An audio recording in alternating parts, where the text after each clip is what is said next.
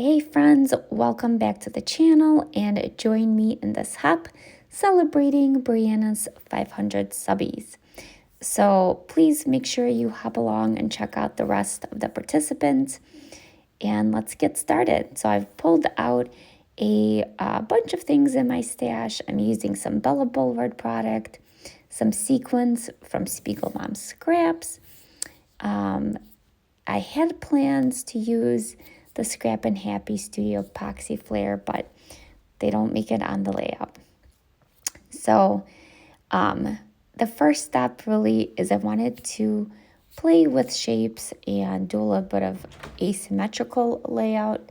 So I'm using my matte metal ruler and an X-Acto knife to cut the paper. Since I have a 12-inch trimmer, it doesn't fit very nicely into the trimmer, so this works great. And then I've cut a couple sort of triangles, different shapes here to have this layering effect. So you kind of want to approximate, I eyeball it, I don't really measure it, but really just eyeball and see how much of each paper you want to show. And those will be your layers. And the X-Acto knife makes it super easy to make those cuts.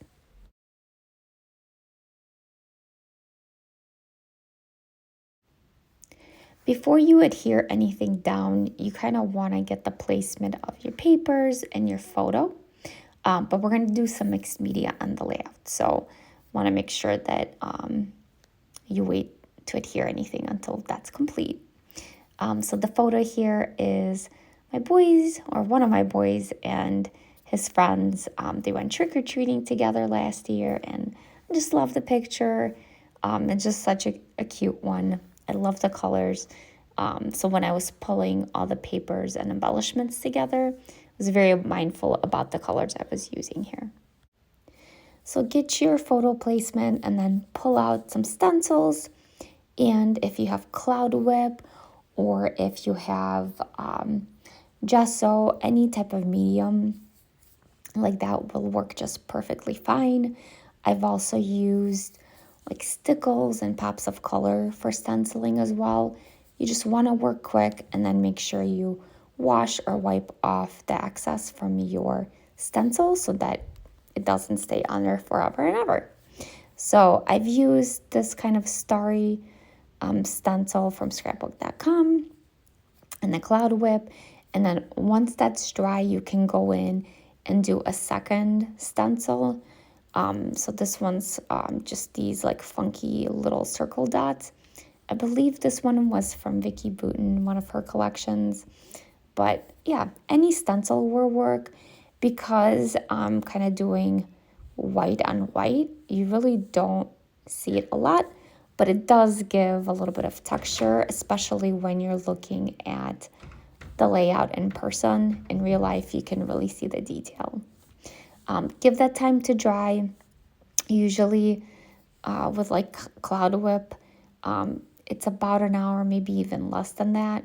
As long as you're not using a whole lot, it dries pretty quick. Then once it's dried, you can adhere your papers. I started with that, and I forget the name of the paper, but it is Bella Blvd. So that yellow one, and then I added on top of that the black stars paper. I will find what the collections these are from and add it to the description. I wish I remember that offhand, but I don't. So once you've got that adhered, you want to trim off any excess that you may have, just so you have a nice clean look. And then it's time for adding your photos and adding embellishments. You will see me use a variety of different bats. Those I actually made last year. So scrapbook.com has a metal die set. It's like nested die set. So it has multiple different sizes of these bats. And then I had just cut them out on cardstock and added some pops of color with the same stencil with that stars and moon onto the paper before I cut it out. So I'll have to go back and see if I can find a tutorial for that. But I do have, I think, a couple things on my Instagram for these as well. So it was really fun to make them, and I had used them as decor last year, and I saved them because I don't want to get rid of them. And I'm glad I did, because I think they're a perfect addition to this layout. And then I also pulled out, for embellishments, different like die cut bits and pieces from Bella Blvd. Again, I'll figure out which collection it's from, but just pulled out like little random pieces. I think I used both of the Halloween collections that Bella has. I kind of wanted to use what I had in my stash. So, and I love mixing and matching things. The word costume is also Bella Blvd. So really just, play around with the pieces you want to add.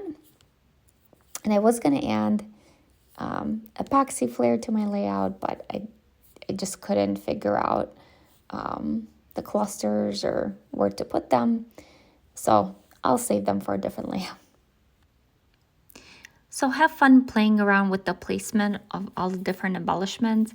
I really just wanted to kind of frame the photo a bit, build a little bit of a scene, and then below the costume, I'm actually going to add some typed up journaling that talks about this photo and why I love it so much. So enjoy the rest of the video. Thank you so much for watching, and I hope to see you back. If you don't already subscribe to the channel, please do so. I try to have some content every week or every couple of weeks for you.